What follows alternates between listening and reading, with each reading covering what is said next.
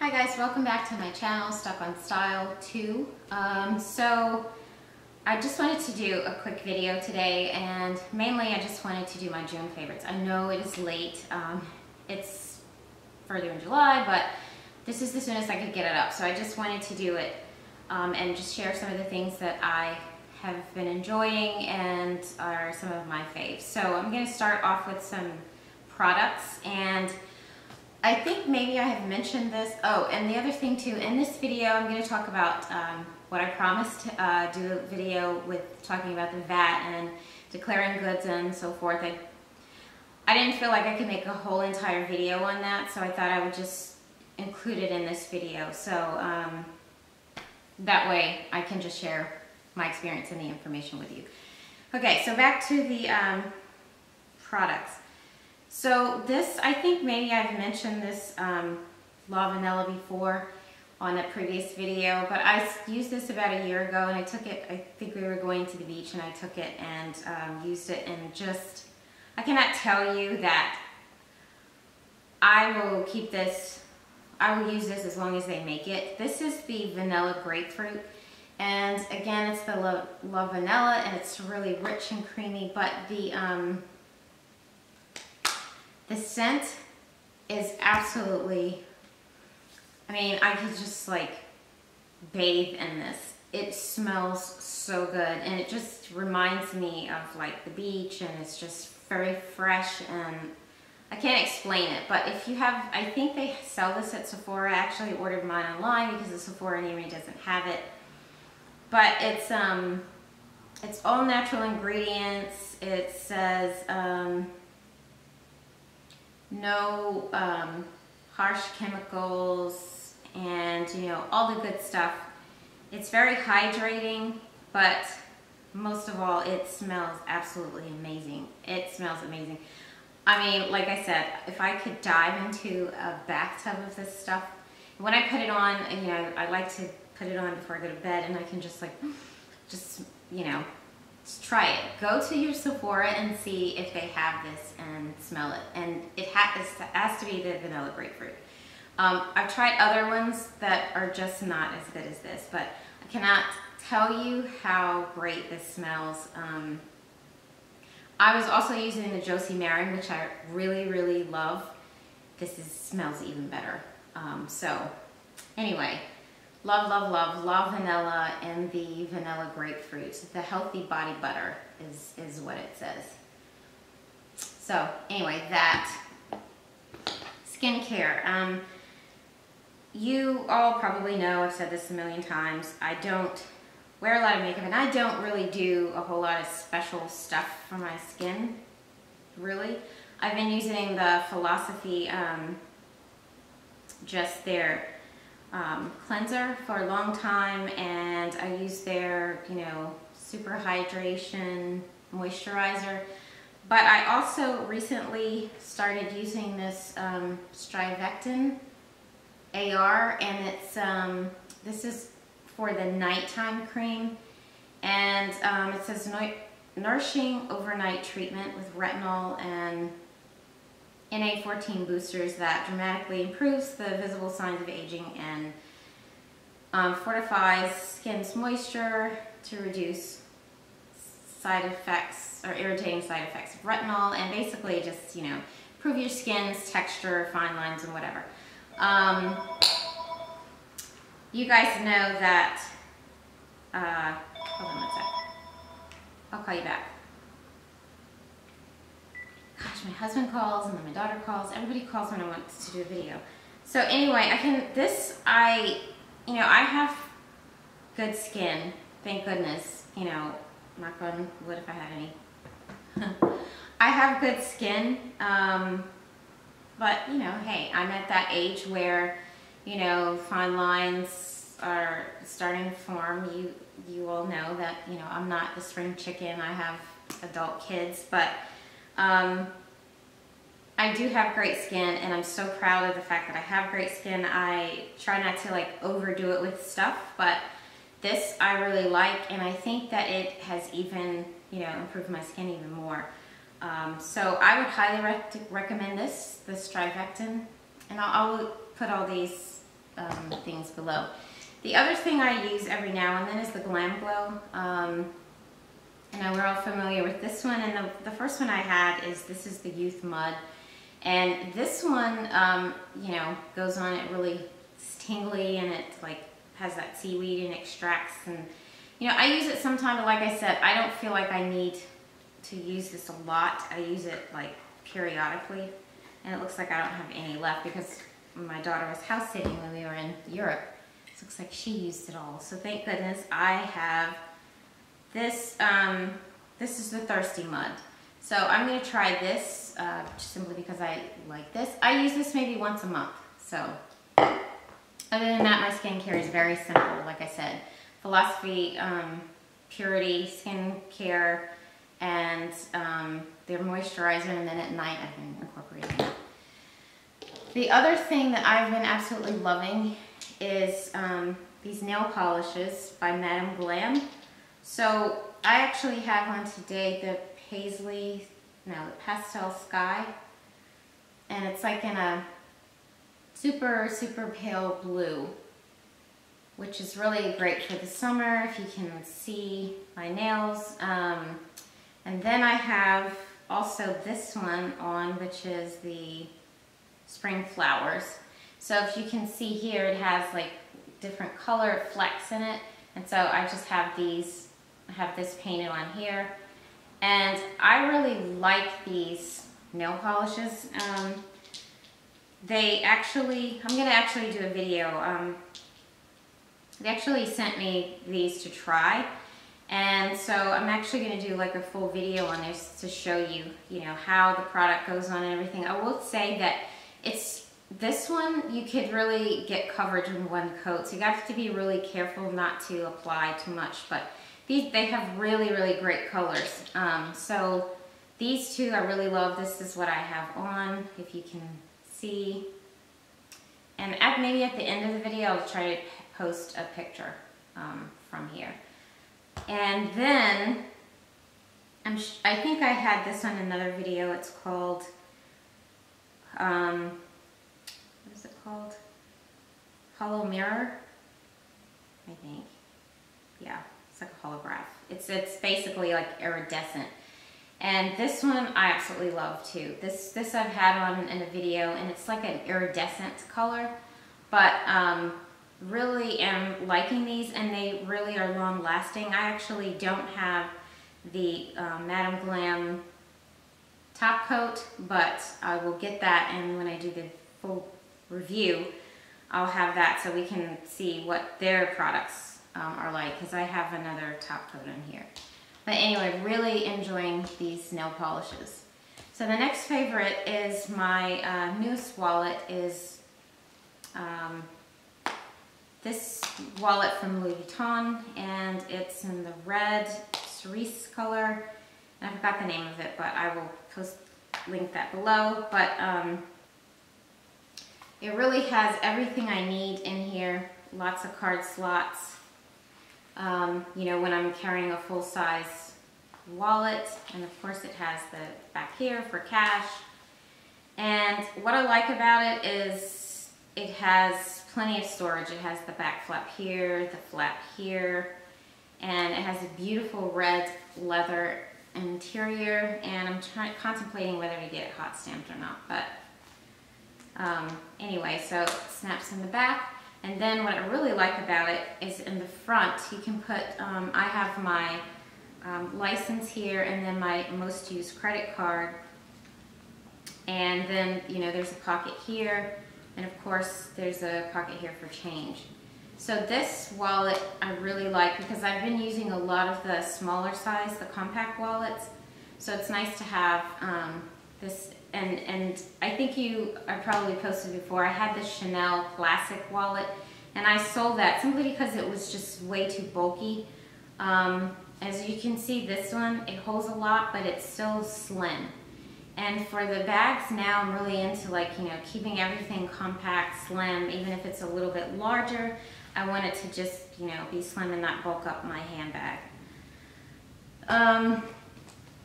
Last but not least I'm not gonna, go into like what's in my bag because I'll save that for another video.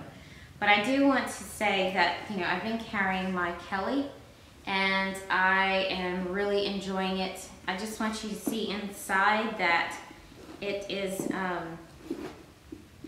what I like about it is it's not super, big, so that if you can see, everything is pretty organized in there and I can get to everything quite easily. And this huge back flap, and then the usage of the two flaps in the front, which is where I keep my cell phone, and when I actually have my compact wallet, I would put it in this back zipper. But yeah, and the back zipper is huge. It goes the length, let me see which is the easiest way to show this, the length of the bag, so you can secure items in there. But and this is, as you all know, the 35, 32, I've almost forgotten, but I will post that below as well. And this is in the clemence leather and the color etain with the palladium hardware. I think I still have the plastic on this piece. Oh no, actually I took it off. I kept it on until it, looked stupid. Anyway, I really enjoyed this bag, and the other favorite that I have, and I wanted to mention, is my Fendi strap. Alright, so I just didn't get this just to be, spending money and buying tchotchkes for the bag. But I have to say, as much as these bags cost, I was really surprised.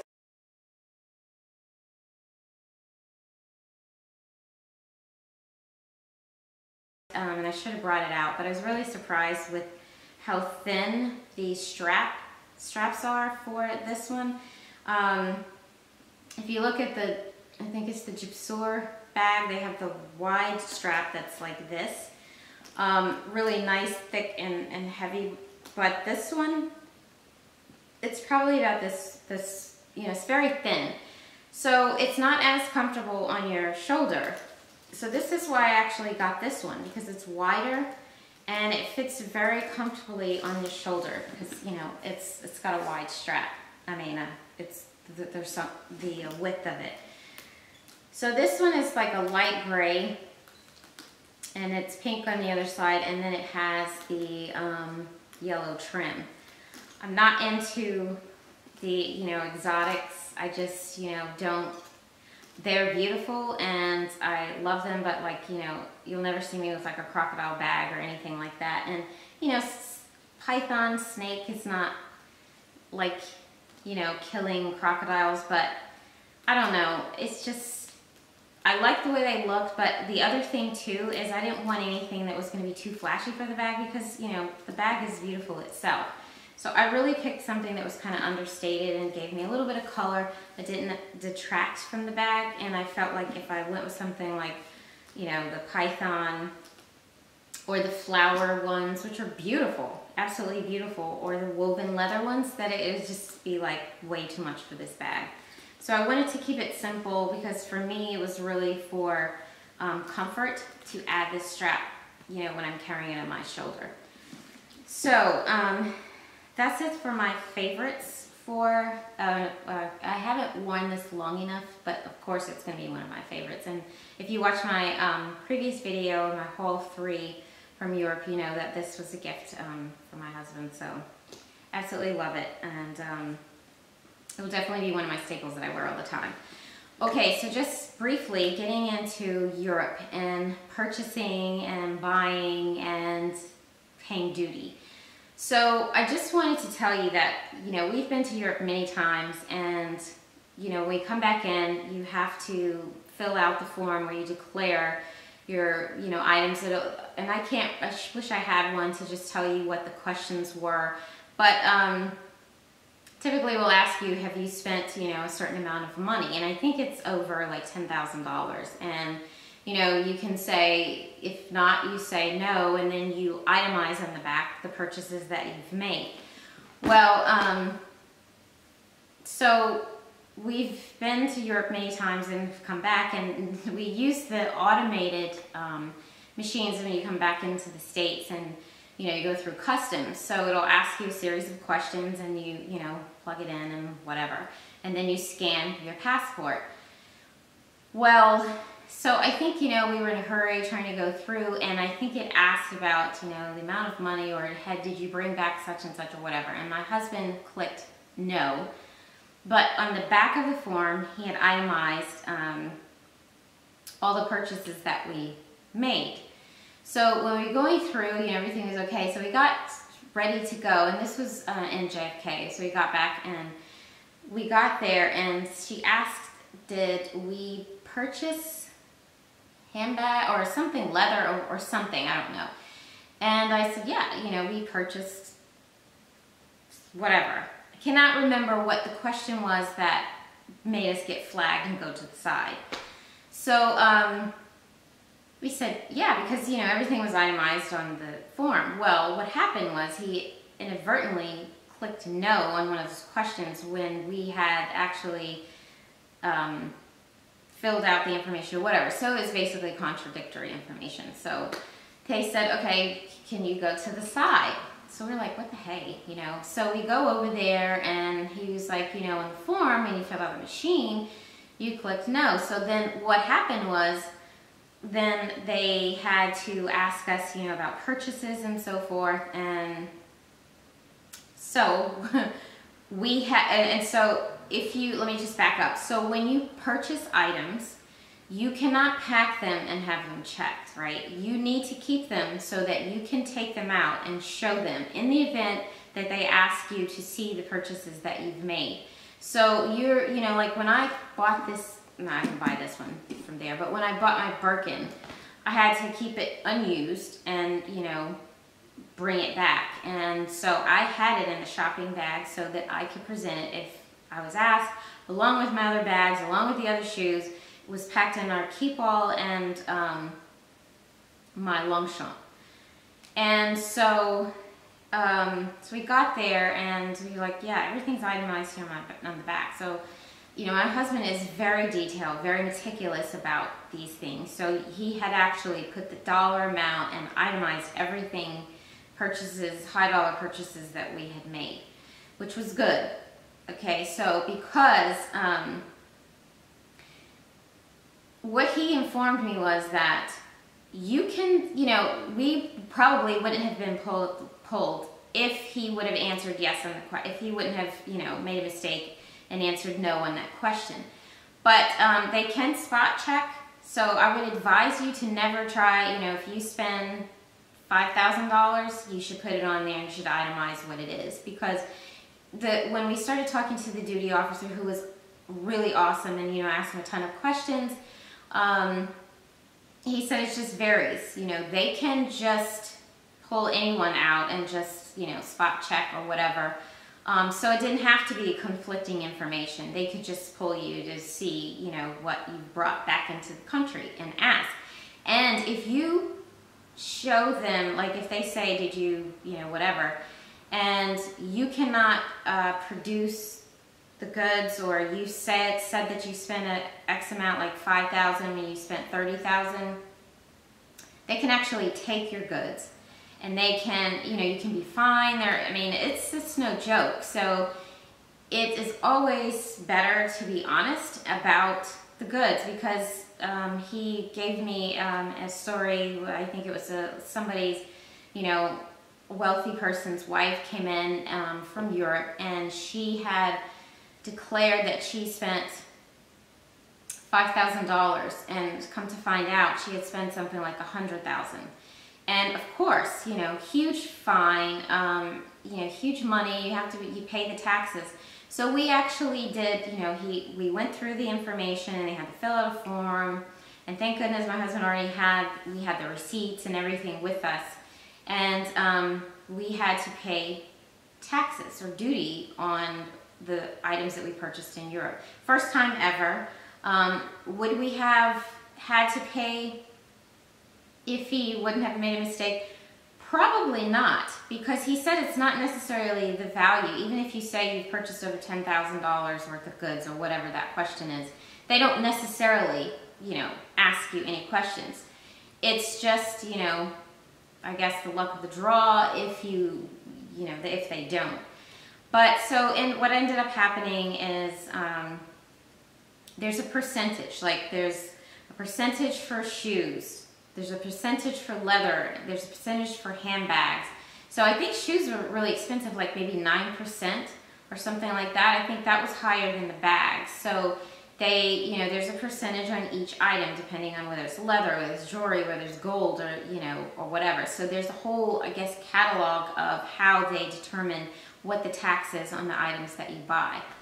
So, they went through all of that, and it took us, I don't know, it took a good 30, 40 minutes. Now, they didn't ask me to, you know, they said, what did you buy for X amount of dollars? And he said, do you have it? And I said, yeah, it was a handbag. So I said, do you want to see it? He goes, no, I trust you. But I had the receipt, you know, so it didn't matter because we claimed it, we said. But that's when he told me, he said, had I asked you, what did you buy a bag, and you didn't have it listed, and you bought, say, you know, an $8,000 bag, he said, we could take the bag, and or we could fine you or whatever. So I was like, oh my gosh, it's a good thing, you know. But so that was just, you know, and so like I said, I asked him a lot of questions, like, really, so, you know, blah blah blah, so is it because of this? And he's like, no, it's just, you know, random. So my suggestion is, like I said, always make sure you claim what you have. Doesn't mean necessarily that they're going to require you to pay duty on it, but so what they did was they tallied everything up, and they sent us a bill for the amount. So you might say, well, the money you saved in Europe didn't count, but yes, it did, because still, even after paying, we still came out ahead and buying the things in Europe. Especially this bag. I keep saying this bag. Especially the bags. Probably the best deal was definitely on the Hermes and then the Chanel. And you know, for the Louis Vuitton, basically it was more of not having to pay the tax. But I'd have to get the paperwork out and all of that. But all in all, you're still saving money, even after we had to declare, you know, pay taxes on what we got when we came back into the U.S. Still, it still saved us money. So, and obviously, the more things you buy, the more money you spend, the more taxes you're going to have to pay if they require you to do so. So again, it's just, you know, the experience. Like I said, this is the first time that we've ever, you know, had to pay. Maybe it's because of the amount of items that we had, or maybe it was because we, you know, screwed up on the form. But either way, you know, we're gonna pay our taxes or pay what's due, so we're not trying to get away with anything. But again, I would just recommend, you know, make sure that you have your items, that you have not packed them away, that you have itemized them, that you have the receipts readily available in the event that they ask you, because as he said, you know, there can be some serious consequences if you lied, or if they, you know, find that you're trying to bring goods in to the U.S. without paying taxes. So anyway, that was the experience, and again, I hope you enjoyed the videos and my favorites, and I will list them below so that you can see the items that I got. And I'm still working on trying to put together all those clips of the trip, and I'm gonna need to get, I guess a vlogging camera if I'm gonna do that, because doing it on your phone is a total nightmare. It's taking forever, but I'm still trying, so hopefully that video will be coming at some point soon. So anyway, thank you guys for watching, and I'll see you next time. Oh, so if you're not following me on Instagram, make sure you do. My daughter and I are taking a trip this weekend, and so I'll be posting Instagrams, and who knows, maybe I will try to do a little mini vlog of that if she lets me. If she, you know, she's very difficult. So anyway, thanks for watching, guys, and I will see you next time. Bye.